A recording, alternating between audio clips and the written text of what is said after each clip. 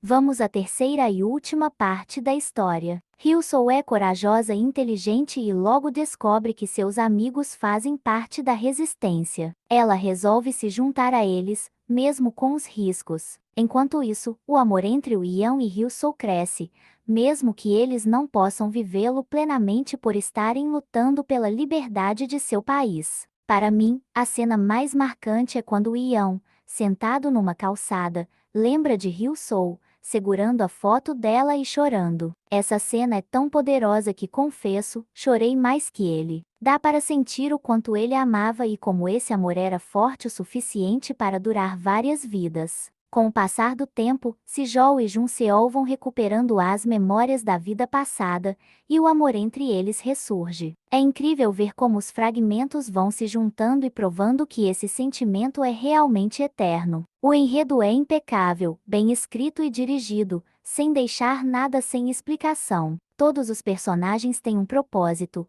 como a mãe de Junseol, que era Madame Sofia na vida passada e traiu o movimento da resistência, ou Paek Taemin, que na vida atual traz Sejol pegando seu manuscrito e no passado também prejudicou ele. E não podemos esquecer de mencionar Yuin e seu visual nos anos 1930. Sério, que caracterização perfeita! Não consegui superar aquele cabelo. Espero que tenham gostado desse resumo. Se vocês amam um bom drama com um enredo amarrado, personagens inesquecíveis e um romance que supera vidas, esse é para vocês. Não esqueçam de deixar um like, comentar o que acharam para mais conteúdos como esse. Até a próxima!